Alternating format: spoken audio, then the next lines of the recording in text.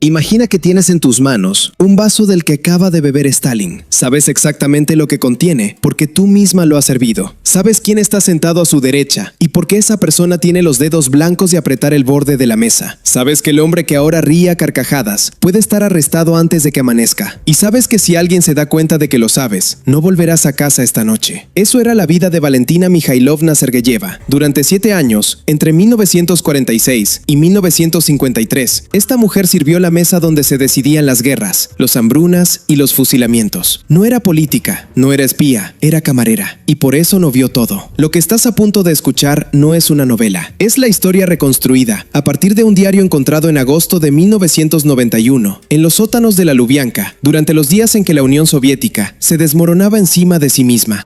Un diario que durante casi 40 años nadie debía haber encontrado. El verano de 1991, en Moscú, olía a gasolina quemada y a papel mojado. Mientras en las calles, los tanques decidían si girar sus torretas hacia el Parlamento o hacia el Kremlin. En los sótanos del edificio más temido de Rusia ocurría algo distinto. El KGB quemaba archivos. Toneladas de documentos desaparecían en hornos encendidos a toda prisa, porque quienes los habían creado sabían exactamente lo que contenían y no querían que nadie más lo supiera. El capitán Andrei Voronov tenía 28 años y llevaba 3 días sin dormir. Su tarea era sistematizar los documentos del archivo especial del Departamento 1 antes de que llegaran otras órdenes. No quemar, no destruir, solo catalogar. En el tercer sótano, en una estantería que habían ignorado por completo porque parecía contener solo material administrativo de los años 40, encontró una carpeta de cartón con una anotación en tinta negra que decía: conservar permanentemente, no destruir, fondo personal LPB. Las iniciales eran de Lavrenti Pavlovich Beria. Voronov abrió la carpeta. Dentro había un cuaderno escolar de hojas cuadriculadas, con las páginas amarillas y los bordes frágiles. En la cubierta, con letra femenina y tinta oscura, se leía: Diario de VM Sergeyeva, 1946-1953, para uso oficial. La primera entrada estaba fechada el 12 de febrero de 1946. Hoy es mi primer día en el Kremlin. Las manos me tiemblan tanto que apenas puedo sujetar la pluma. La teniente superior de seguridad del Estado Krylova me ha advertido: por cada palabra de más, escrita o pronunciada, sobre lo que vea y escuche aquí, fusilamiento. Pero ella misma me ha ordenado llevar este diario para la rendición de cuentas. No entiendo por qué, pero las órdenes no se discuten. Voronov leyó hasta que se le acabó la linterna. Valentina Mikhailovna Sergeyeva nació el 5 de diciembre de 1920 en Riazán, una ciudad industrial a 200 kilómetros al sureste de Moscú. Su padre era ingeniero de ferrocarriles. Su madre cosía ropa para las familias del barrio. Vivían en un apartamento de 2 habitaciones, con una biblioteca pequeña y un retrato de Lenin sobre la chimenea que el padre había colgado por convicción, no por miedo. Al menos eso era lo que él creía. En agosto de 1937, durante las semanas más intensas del Gran Terror, llegaron a las 2 de la madrugada. Golpearon la puerta 3 veces, con ese ritmo que todos reconocían y nadie quería escuchar. Valentina tenía 16 años y escuchó desde su habitación cómo su padre decía: un momento, déjenme ponerme los zapatos. No le dejaron, se lo llevaron en calcetines. No hubo juicio, no hubo carta, no hubo explicación. En los archivos soviéticos, décadas más tarde, se encontraría su nombre en una lista de 347 personas arrestadas esa semana en Riazán, bajo el cargo de actividades antisoviéticas. La lista tenía una columna adicional al margen derecho. En la columna correspondiente al padre de Valentina, había una anotación de 3 letras, VMN. En el sistema del NKVD, esas 3 letras significaban Vishaya Mera Nakazanilla, pena máxima, fusilamiento. La madre de Valentina murió 3 meses después.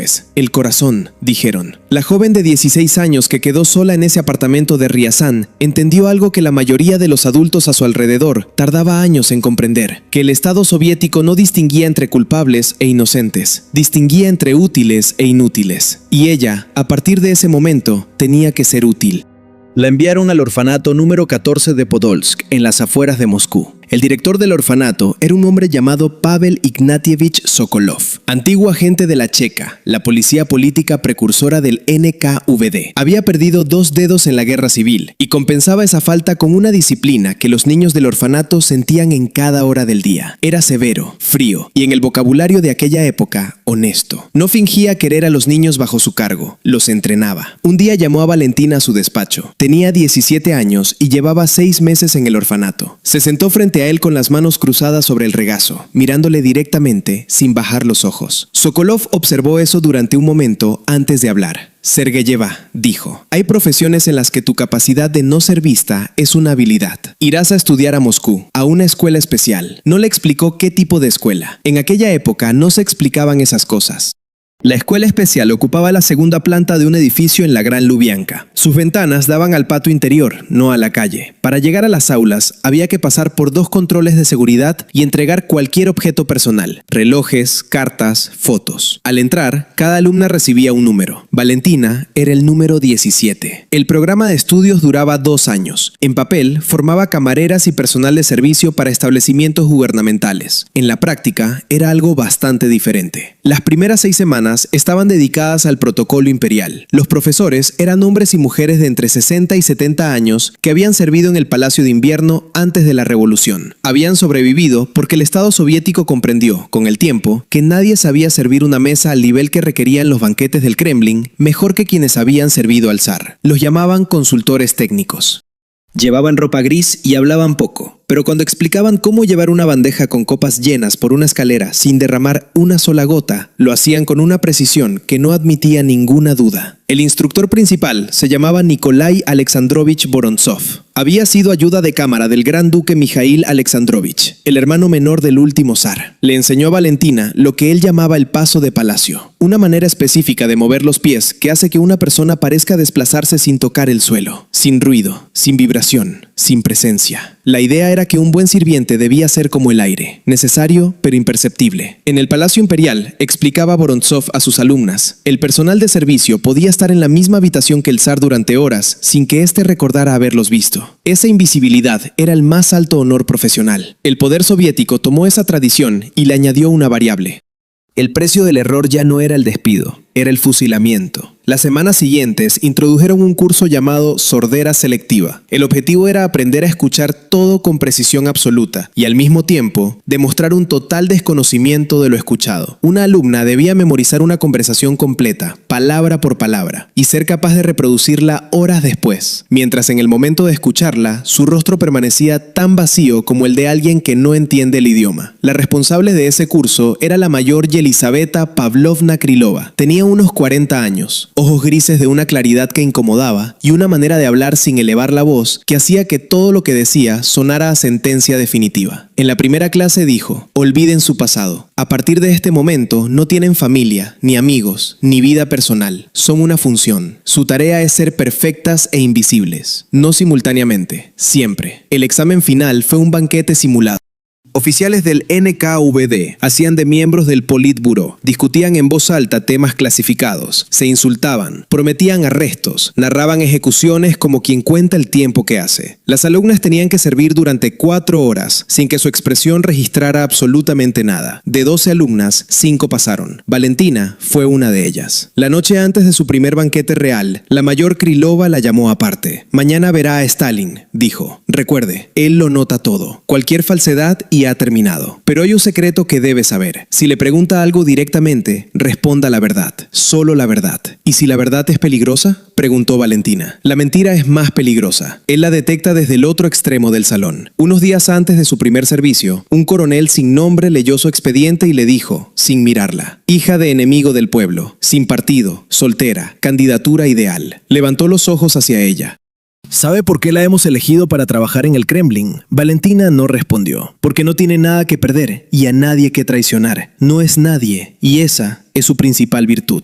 3 días después, Valentina Sergeyeva cruzó por primera vez las puertas de la Torre Spassky del Kremlin. Llevaba en la mano una bandeja vacía. Iba a llenarla. El general de brigada Blasov, jefe de la administración económica del Kremlin, era un hombre de unos 50 años, con el cuello demasiado ancho para su uniforme y la costumbre de hablar mirando hacia adelante, nunca hacia la persona con quien hablaba. Caminaba rápido por los corredores y esperaba que quien estuviera con él caminara igual. Recuerde, Sergeyeva, dijo mientras avanzaban por el pasillo principal hacia el ala de banquetes. Aquí verá y escuchará mucho. Pero usted es sorda, ciega y muda. Una sola palabra de más, una sola mirada fuera de lugar y desaparece, como si nunca hubiera existido.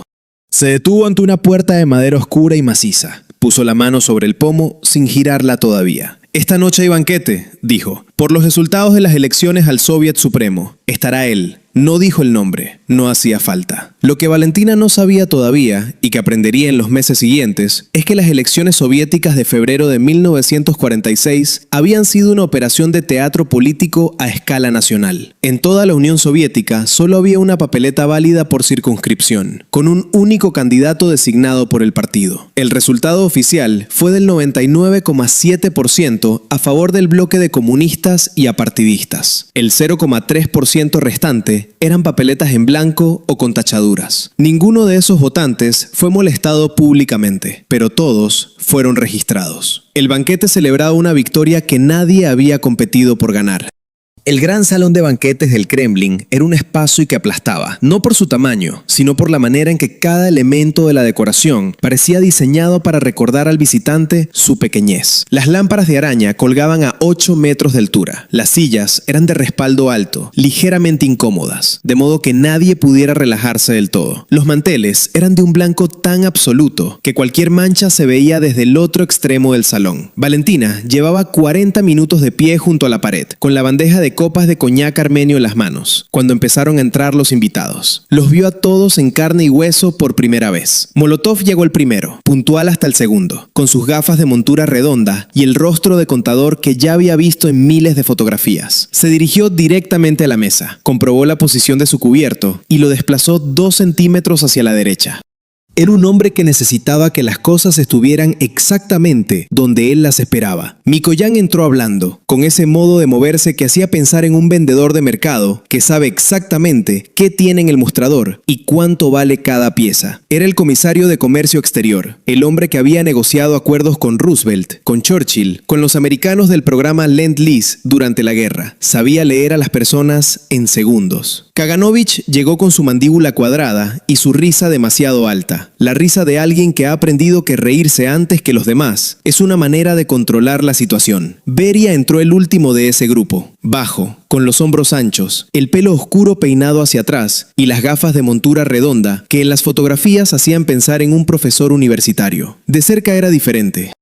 Había algo en la manera en que sus ojos se movían por el salón, registrando cada detalle, cada cara, cada posición, que hacía que Valentina apretara inconscientemente los dedos alrededor de la bandeja. Luego entró Stalin. Valentina había visto su retrato miles de veces, en el orfanato, en la escuela, en los edificios, en los diarios. Pero el retrato oficial y el hombre que cruzó la puerta del salón en ese momento eran dos cosas distintas. En el retrato era alto, con los hombros cuadrados y la mandíbula firme de alguien que ha decidido que así debe parecer. En realidad medía 1,64 m. Tenía la cara picada por las cicatrices de la viruela que había sufrido de niño en Gori, en Georgia. Su brazo izquierdo no se extendía del todo a causa de una lesión de la infancia. Caminaba con una leve inclinación hacia el lado derecho. Nada de eso aparecía en los retratos. Lo que sí era exactamente como las fotografías era la manera de entrar a una habitación, sin prisa.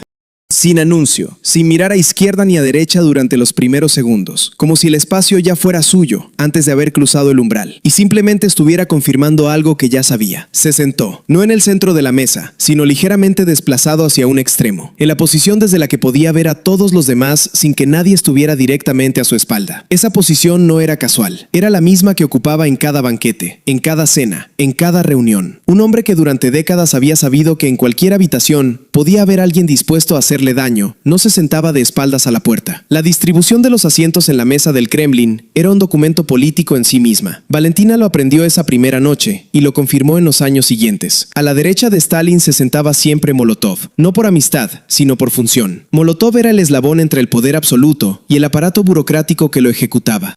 Tenerlo a la derecha era tenerlo literalmente al alcance de la mano. A la izquierda de Stalin se sentaba el favorito del momento. Esa posición cambiaba. En febrero de 1946 era Malenkov, que llevaba meses ascendiendo en la jerarquía del partido. Beria se sentaba siempre enfrente, nunca al lado. Stalin necesitaba poder ver la cara de Beria durante toda la comida. El resto de los asientos se ordenaba según la jerarquía vigente, que podía cambiar semana a semana. Si alguien que habitualmente ocupaba el cuarto puesto a la derecha aparecía esa noche en el séptimo, todos en la mesa lo notaban. Nadie preguntaba por qué. Eso era innecesario.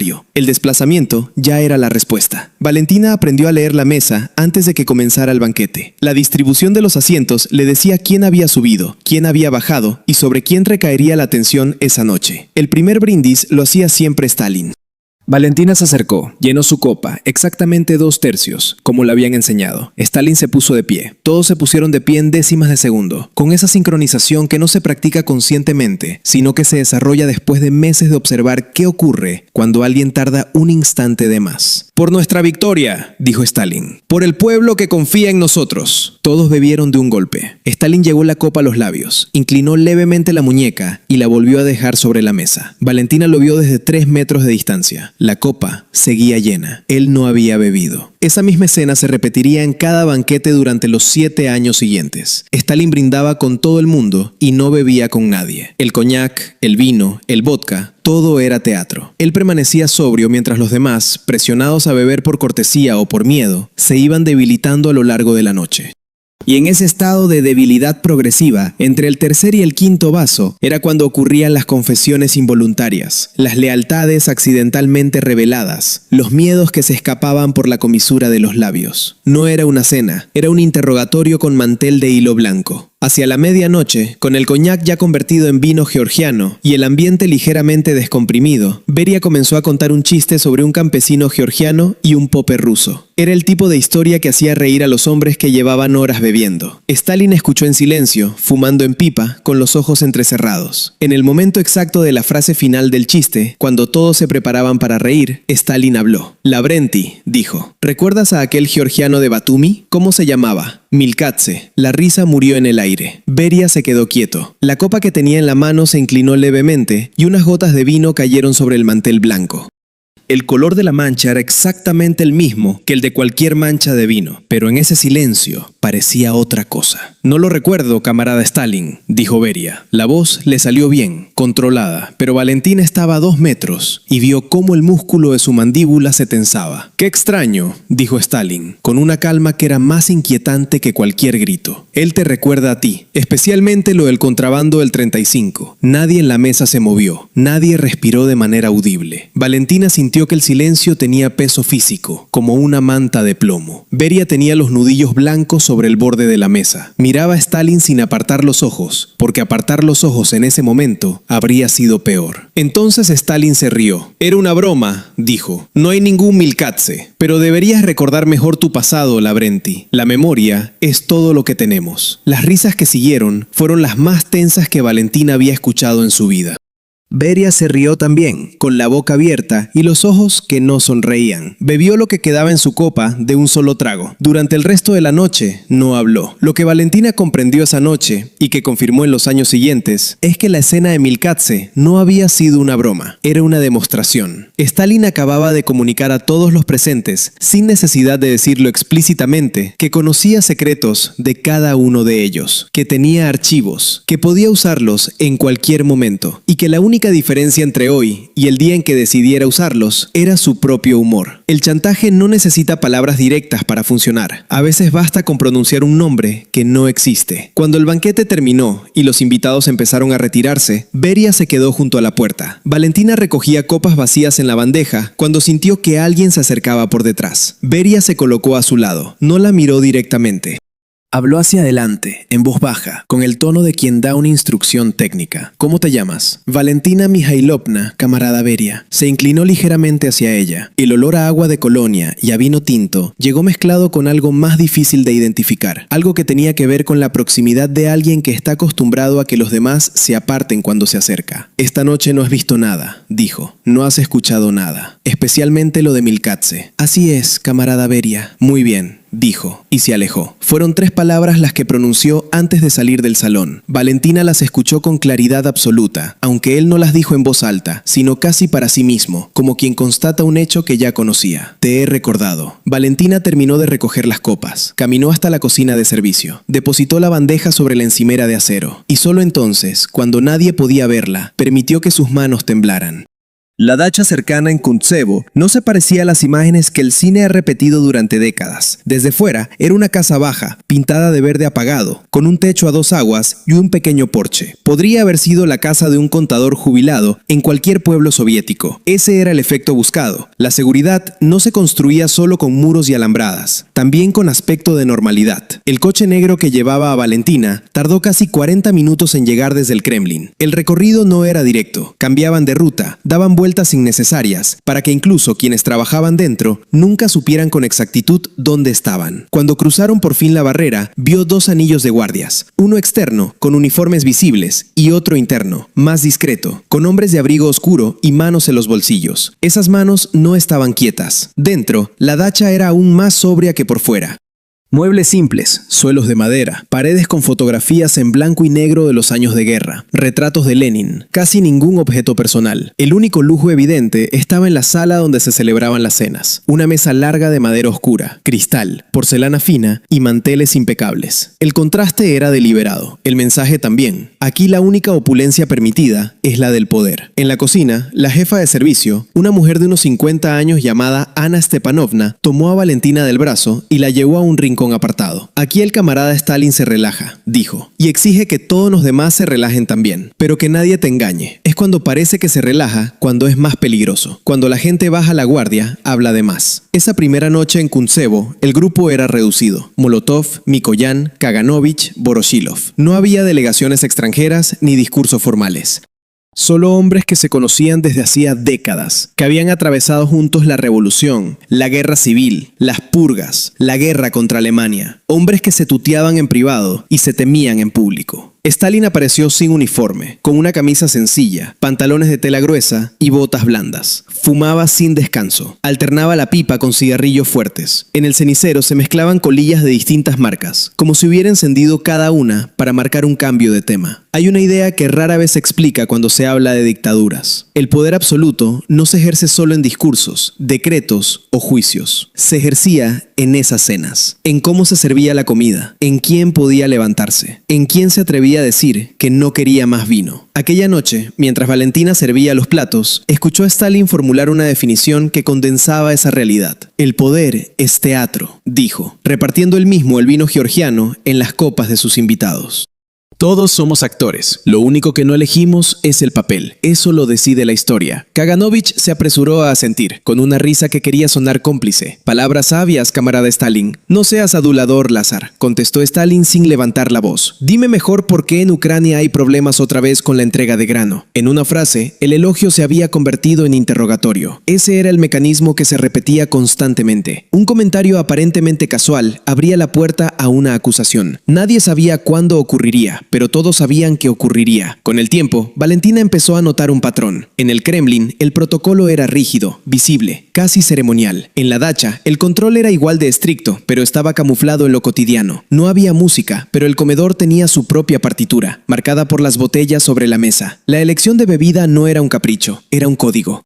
Cuando sobre la mesa había vodka en abundancia y poco vino, significaba que esa noche se discutiría algo serio. El vodka calentaba rápido y cortaba la lengua. Las decisiones duras se tomaban con la sangre ardiendo. Cuando predominaba el vino georgiano, sobre todo el Kins Marauli oscuro que tanto le gustaba a Stalin, el ambiente tendía a un tono nostálgico. Historias de la juventud en el Cáucaso, de los años de clandestinidad, de compañeros muertos hacía décadas. Pero incluso en esa nostalgia había afilados. A veces, en mitad de una anécdota, Stalin soltaba un nombre y lo dejaba en el aire, como un hilo suelto que nadie se atrevía a tocar. El coñac solía significar celebración o momento clave, no cualquier celebración. Si se abría una botella de coñac armenio viejo, algo importante iba a fijarse esa noche. Un nombramiento, una destitución, una decisión internacional. El champán era el más peligroso de todos. Aparecía poco, en ocasiones específicas, y casi siempre antecedía a la caída de alguien. Un ejemplo que Valentina nunca olvidó ocurrió en abril de 1948. Sobre la mesa de la dacha, junto al vodka y al vino, había botellas de champán soviético. El ministro de Seguridad del Estado, Víctor Semyonovich Abakumov, estaba entre los invitados. Alto, bien vestido, con maneras que recordaban a los oficiales de la vieja nobleza rusa. Tras varios brindis, Stalin se dirigió a él con tono casi amable. Víctor Semyonovich, ¿cómo están nuestros amigos yugoslavos? Trabajando, camarada Stalin, respondió Abakumov. Estamos trabajando en ello. Trabajando, repitió Stalin, moviendo la copa entre los dedos. Tito mira cada vez más al oeste. Quizás están trabajando con la gente equivocada. Abakumov se quedó sin palabras durante un segundo demasiado largo.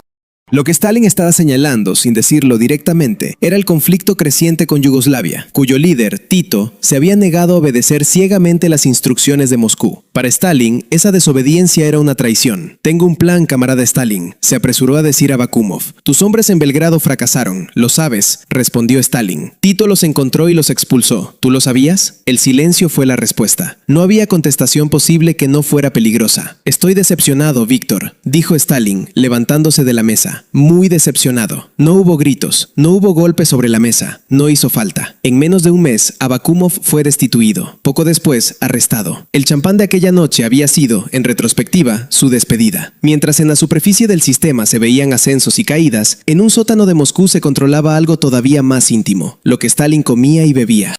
A 2 manzanas de la Lubianka, en un edificio discreto, en un callejón de nombre inocente, funcionaba la llamada Laboratorio número 12. Oficialmente, era una cámara especial adjunta al Ministerio de Seguridad del Estado. En la práctica, era un centro de investigación dedicado a un único objetivo: que ninguna sustancia no autorizada llegara nunca al plato o al vaso del líder. El responsable del laboratorio era el profesor Grigori Moiseyevich Majranovsky, toxicólogo. Medía poco más de 1,60 m, usaba gafas redondas y tenía la espalda ligeramente encorvada. Podría haber pasado por un farmacéutico de provincia. Esa apariencia era una máscara. Fue a ese laboratorio donde llevaron a Valentina por primera vez, a mediados de 1947. La habían despertado de noche con una orden breve: acompañar al oficial de guardia, traer uniforme de servicio. Cuando abrió la puerta, el olor la golpeó antes que la luz. No era el olor de una cocina, sino de desinfectante, de productos químicos, de algo que no se consigue identificar, pero que el cuerpo reconoce como peligroso. «No respire muy hondo», le advirtió el capitán que la escoltaba. «Aquí flotan muchas cosas». La sala principal estaba revestida de azulejos blancos. Las mesas eran de acero. No había manteles ni flores. En el fondo, una estancia reproducía una mesa de comedor casi idéntica a la del Kremlin, con la misma vajilla, los mismos cubiertos, los mismos vasos. Cada detalle había sido copiado. Majranovsky la recibió con una libreta en la mano. «Así que usted es camarera del Kremlin», dijo, ajustándose las gafas. «Muéstreme exactamente cómo sirve un plato al camarada Stalin. Cada movimiento». Durante casi 2 horas, Valentina repitió gestos que en el salón del Kremlin eran naturales, pero que allí se convertían en objeto de estudio.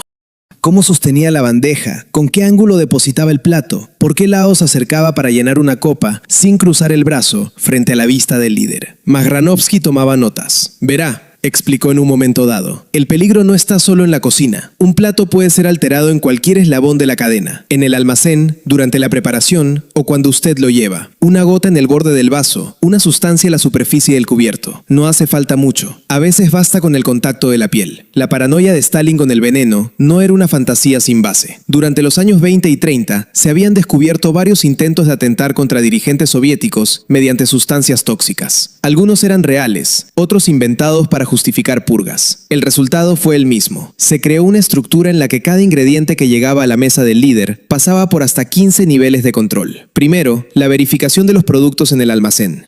Segundo, la supervisión del transporte. Tercero, el análisis de muestras en el laboratorio químico. Cuarto, la preparación en una cocina separada de la cocina general. Quinto, la cata por parte del cocinero principal. Sexto, la cata de un ayudante. Séptimo, la cata de un primer degustador oficial. Octavo, la cata de un segundo degustador independiente. Noveno, la cata de un tercer degustador cuya identidad no conocían los otros 2. Y así hasta completar la cadena. Cada degustador pensaba que era el único. Ninguno sabía de los demás. Si 1 hora después todos seguían en pie, el plato iba a la mesa de Stalin. Todo esto no garantizaba al 100% la seguridad, pero convertía cada cena en una operación de control múltiple. El miedo al veneno se transformaba en un mecanismo de vigilancia cruzada que mantenía a docenas de personas bajo presión constante. En noviembre de 1948, en un banquete para conmemorar el aniversario de la Revolución de Octubre, se sirvió uno de los platos favoritos de Stalin, satsivi, pollo en salsa de nueces, típico de Georgia. El aroma llenó el salón. Era un olor discreto, a nuez tostada y caldo. Stalin miró el plato frente a él. No lo tocó. Hizo un gesto a un camarero joven, recién incorporado, también georgiano. «Paisano», dijo en georgiano. «Prueba». A ver si está bien hecho. El camarero se quedó helado. Valentina vio cómo el color se le iba de la cara. Tomó una cucharada. La mano le temblaba tanto que parte de la salsa cayó sobre el mantel. Se la llevó a la boca. No temas, dijo Stalin, ahora en ruso, con una media sonrisa. Si está envenenado, moriremos juntos, como buenos paisanos. Pasó un minuto, luego otro. Todo el mundo miraba al joven con el rabillo del ojo. El chico seguía en pie. El satsivi sabría a miedo, pero no lo mataba. Bien, dijo Stalin, entonces se puede comer. Probó un poco. Dejó el resto. El camarero no volvió a trabajar en banquetes del Kremlin. Al día siguiente fue trasladado a la cantina del Consejo de Ministros. No porque hubiera hecho algo mal, sino porque había sido expuesto a una tensión que pocos podían soportar 2 veces. En la lógica del sistema, las personas también eran recursos que se gastaban. Había, sin embargo, un ritual todavía más inquietante que ninguno de esos controles, el llamado plato número 7. Una vez al mes, siempre el día 7, llegaba a la dacha o al Kremlin un contenedor sellado procedente del laboratorio número 12. No pasaba por la cocina general. Lo llevaban directamente a una pequeña sala de comedor privada donde Stalin comía solo. No se anunciaba en el menú oficial. Un día de febrero de 1951, Valentina fue llamada a servir en esa sala privada. Sobre la mesa había un solo plato, aparentemente normal, un guiso de carne con verduras. Stalin estaba sentado, con los codos sobre la mesa, mirando la superficie del guiso como si fuera un mapa. ¿Sabe qué es esto, Sergeyeva?, preguntó sin apartar la vista del plato. ¿Un estofado, camarada Stalin? No, dijo él con una media sonrisa. Es una vacuna contra la confianza. Cada mes como algo que podría matarme. No explicó más. Tomó la cuchara y empezó a comer, despacio. Valentina observó discretamente. A mitad del plato, vio como en la frente de Stalin aparecían pequeñas gotas de sudor. Las manos le temblaban apenas. Terminó. Dejó la cuchara, respiró hondo, cerró los ojos un segundo y luego hizo un gesto de que podía retirarse. Solo años más tarde se supo, por notas encontradas en archivos, que ese ritual consistía en ingerir microdosis de distintas sustancias tóxicas, calculadas al límite de lo tolerable, con la idea de desarrollar una resistencia. Era una forma extrema de autoexperimentación.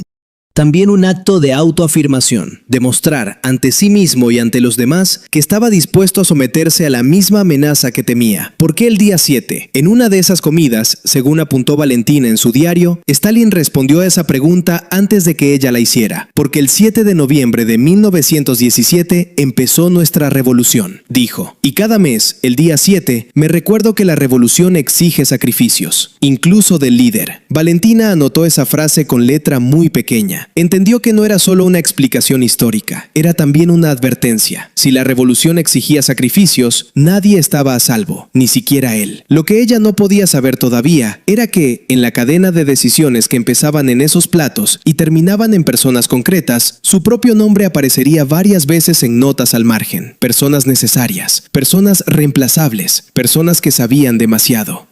Seguiré respondiendo como guionista documental de prestigio mundial, PhD, en narrativa histórica, premiado con el Premio Ondas por mejor guión de documental. La mayoría de las historias sobre dictadores se cuentan desde arriba, discursos, desfiles, fotos oficiales. Esta se cuenta desde abajo, desde el borde de un mantel blanco, desde las manos de una mujer que sujetaba la bandeja, mientras en la mesa se decidía quién vivía y quién no. En 1949, la dacha cercana de Kuntsevo ya era el verdadero centro del poder soviético. No el Kremlin con sus cúpulas doradas, sino esa casa baja, escondida en un bosque al oeste de Moscú, rodeada por una doble valla, torres de vigilancia y un número de guardias que habría bastado para proteger a un jefe de Estado en guerra. Allí pasaba Stalin sus últimos años de vida, y allí se desarrollaban las cenas que Valentina iba anotando en su diario con un cuidado casi quirúrgico. Para entender lo que ocurría en esas noches, hay que entender primero una idea que rara vez se explica. En un régimen como aquel, la mesa no era un lugar de descanso, era un instrumento de gobierno. Lo que se servía, dónde se sentaba cada uno, cuánto bebía y cuándo se levantaba, formaba parte de un código que los presentes decodificaban sin atreverse a nombrarlo. Por eso, lo que parece una simple descripción de menú en el diario de Valentina, en realidad es un documento político. Stalin había construido alrededor de sí una biografía pública muy sencilla. Hijo de campesinos, gustos modestos, comida simple, sopa de repollo, gachas, pescado hervido. Era una imagen cuidadosamente trabajada. En la Unión Soviética de la posguerra, con ciudades en ruinas y millones de personas viviendo con cartillas de racionamiento, un líder que se presentaba como frugal resultaba más aceptable. La realidad, que Valentina veía cada semana, era más compleja.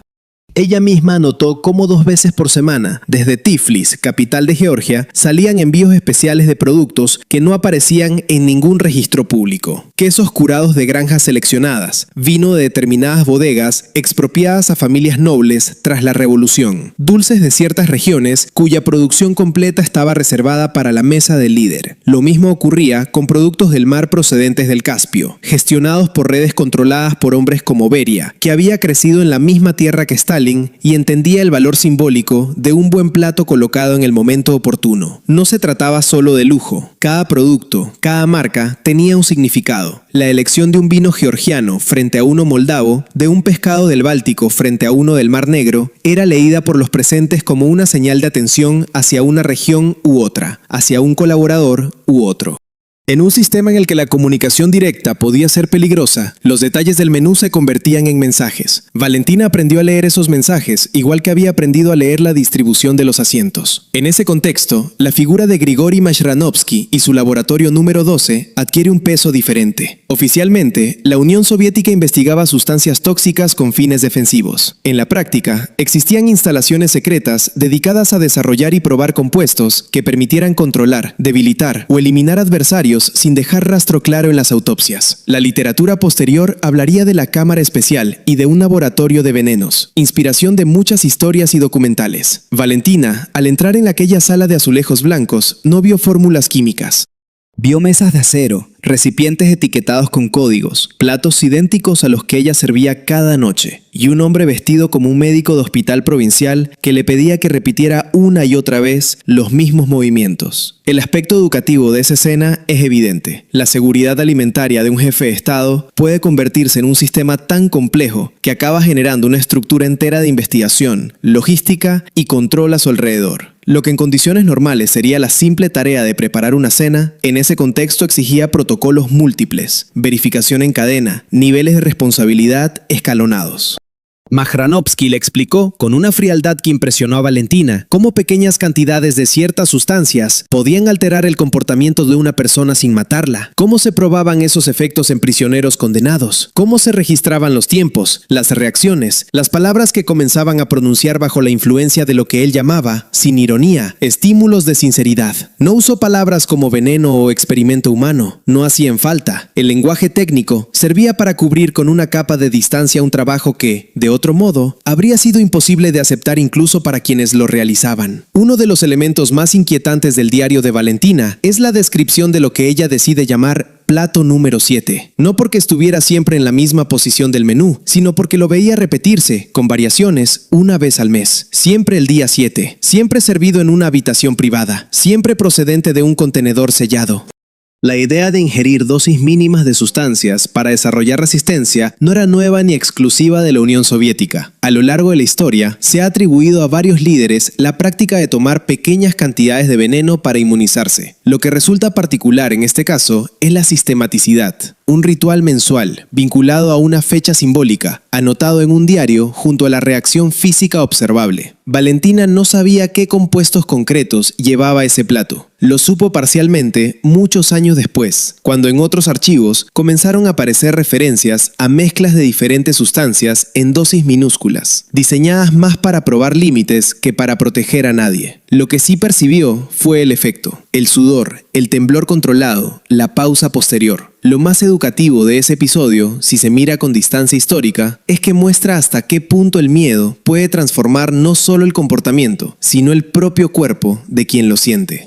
Stalin, que temía ser envenenado, se sometía voluntariamente a un proceso que lo exponía, de manera calculada, a la posibilidad de sufrir daño. Intentaba controlar el peligro incorporándolo en pequeñas dosis. El resultado práctico quizá fuera dudoso. El resultado simbólico, claro. Reforzaba la imagen de alguien que compartía riesgo consigo mismo, mientras hacía que todo su entorno viviera sometido a la posibilidad de un error fatal. La comida no era solo un asunto de seguridad, era también un instrumento de humillación medida. Valentina notó cómo ciertos platos se repetían siempre frente a ciertas personas. A Beria, por ejemplo, se le servían guisos especialmente picantes, con tanta especia que el sudor le corría por la frente al cabo de unos minutos. Stalin hacía comentarios aparentemente inocentes sobre su gusto por lo intenso, y el resto de la mesa reía. La risa colectiva convertía el simple hecho de sudar en un espectáculo. A Molotov, en cambio, se le ponían delante platos deliberadamente insípidos, pescado hervido sin condimento, purés sin sal. Stalin bromeaba diciendo que la personalidad de Molotov era tan correcta y lineal que hasta su comida debía serlo. El chiste, repetido, terminaba construyendo un papel del que era difícil salir. Nikita Khrushchev, campesino ucraniano de origen, era recibido con embutidos grasos y vasos generosos de aguardiente. La elección subrayaba su procedencia, su imagen de hombre del pueblo. A Mikoyan, encargado del comercio y responsable de introducir productos extranjeros en el país, le ofrecían de vez en cuando algún alimento importado, un queso, un embutido, que Stalin señalaba como ejemplo de gusto burgués. Todo se comentaba en público, nada quedaba en el ámbito de lo privado. Desde fuera, podrían parecer detalles menores. Desde dentro, eran recordatorios constantes de que cada aspecto de la vida de esos hombres, incluso su paladar, estaba bajo observación.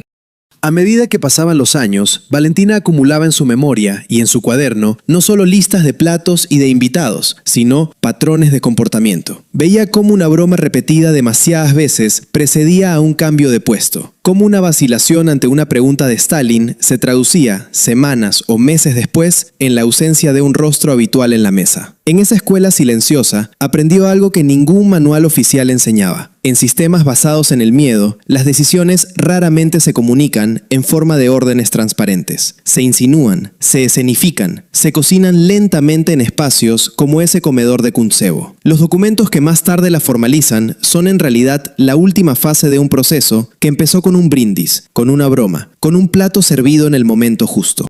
En una de las últimas entradas de esos años, Valentina resume sin proponérselo toda esa experiencia en una frase breve. Aquí, una mancha de vino en un mantel significa más que 100 discursos. Era una observación simple, pero para llegar a escribirla, había tenido que pasar por decenas de noches de observar en silencio, de recordar en detalle, de aprender a distinguir cuándo una risa era auténtica y cuándo era una máscara. Y todavía no había llegado lo peor. Seguiré respondiendo como guionista documental de prestigio mundial, PhD en narrativa histórica, premiado con el premio Ondas por mejor guión de documental. Esa noche a comienzos de los años 50, la orquesta no tenía violines ni trompetas, tenía vasos, platos y pasos sobre la tarima encerada. La llamaban en voz baja el gran baile, pero Valentina, que servía copas en la esquina del salón, la recordaría siempre con otro nombre, el baile de los que no podían decir que no.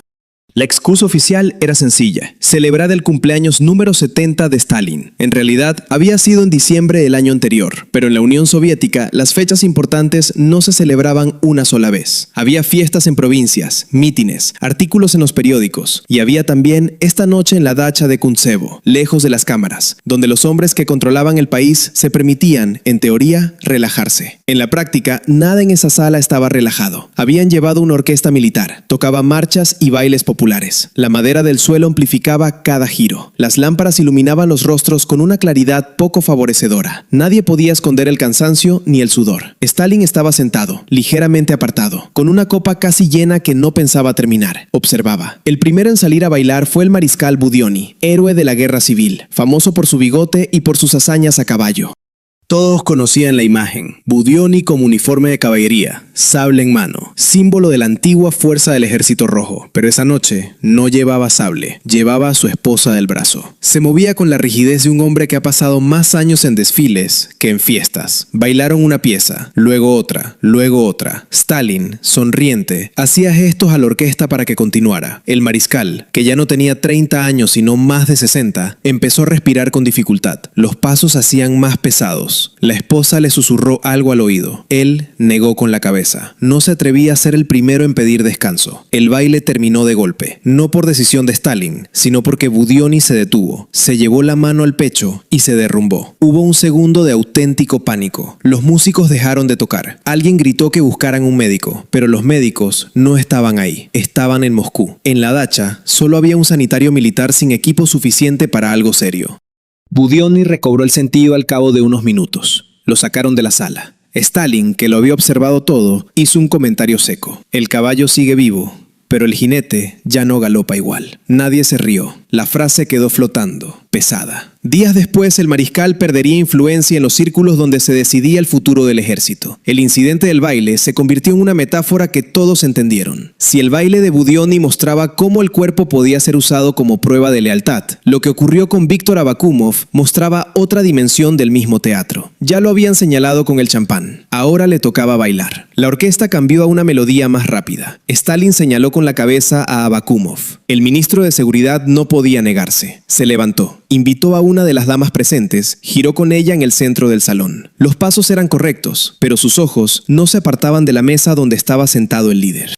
En un momento, Stalin hizo un gesto con la mano, como quien acompaña la música. La orquesta aceleró. Los giros se hicieron más exigentes. Abakumov, que no era un hombre particularmente atlético, empezó a sudar. La situación tenía algo de burla, pero también de prueba. ¿Hasta dónde estaba dispuesto a seguir el ritmo? ¿Hasta dónde podía aguantar sin pedir una pausa? No pidió pausa. Lo pagó más tarde. No solo con el agotamiento físico, sino con una conversación que se produciría en otro contexto, donde no habría música ni espectadores, pero cuyo resultado sería el mismo: la caída del hombre que había bailado porque no podía decir que no. Desde el punto de vista educativo, estas escenas pueden parecer anecdóticas. En realidad, muestran un mecanismo fundamental de sistemas autoritarios. La obediencia no se mide solo en la firma de documentos. Se mide en detalles tan aparentemente banales como aceptar un baile, beber un vaso más, reír un chiste que no hace gracia. No hacerlo te marca.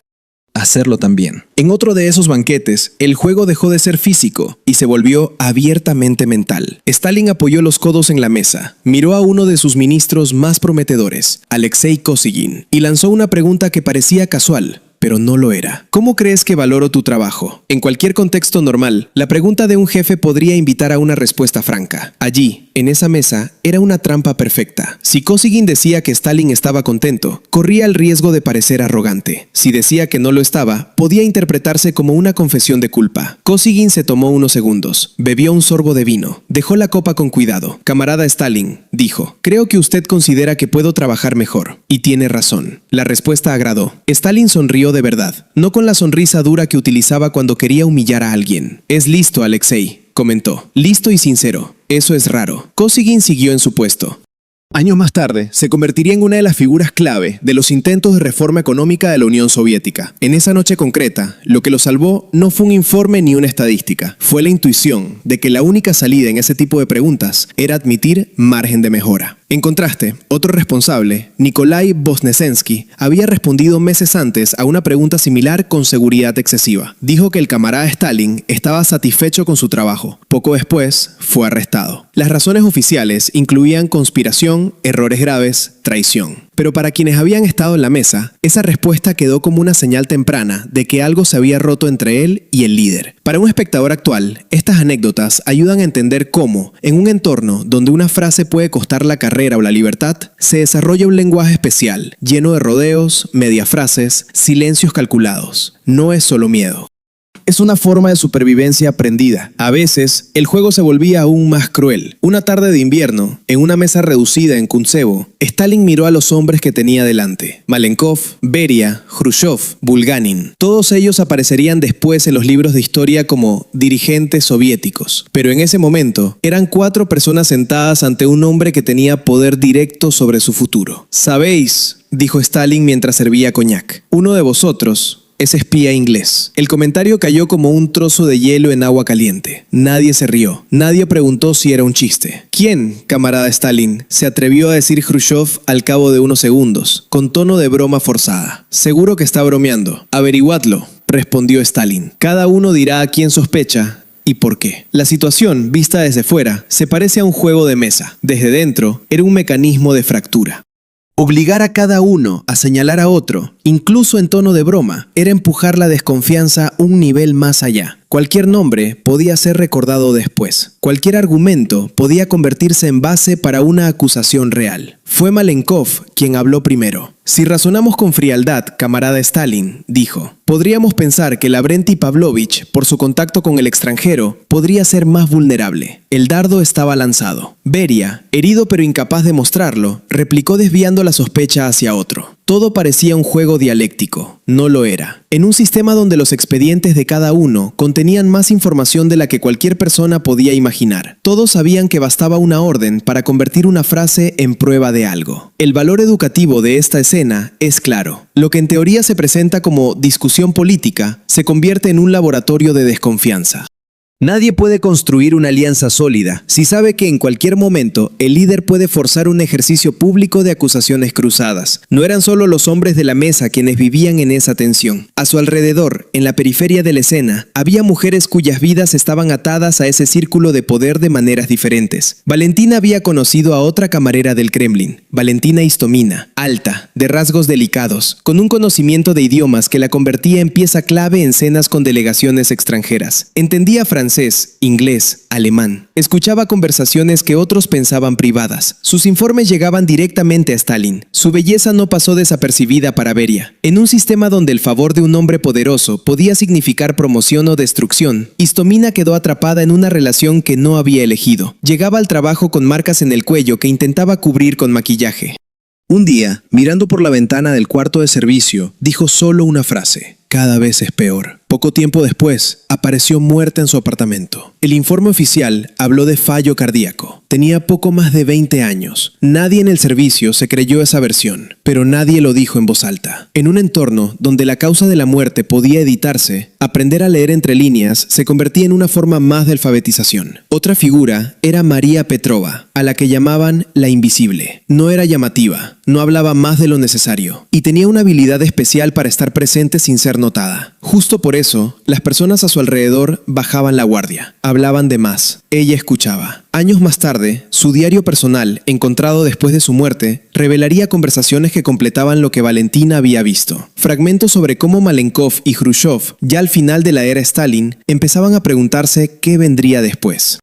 Y estaba también la figura de Svetlana Yeluyeva, la hija de Stalin. Su presencia en las cenas era esporádica. No le gustaban. Había perdido a su madre en circunstancias trágicas cuando era niña. Veía en esas mesas algo que no quería aceptar. Cuando aparecía en Kuntsevo, el ambiente cambiaba. Stalin se ablandaba de forma visible. Le hablaba con afecto. Le servía él mismo la comida. Esa humanidad fugaz no borraba el miedo del resto. Lo hacía más complejo. Si un hombre capaz de mostrar ternura hacia su hija podía afirmar en otro despacho decisiones que enviaban a miles de personas a campos de trabajo, ¿qué significaba realmente esa ternura? Valentina anotó un comentario hecho por Svetlana en voz baja. Os convertís en animales en estas cenas. Lo dijo refiriéndose al comportamiento de algunos invitados bajo el efecto del alcohol y el miedo. La frase dolió, pero también era un diagnóstico. Lo que quedaba por venir, los últimos años, llevaría todas estas tensiones a un punto de ruptura.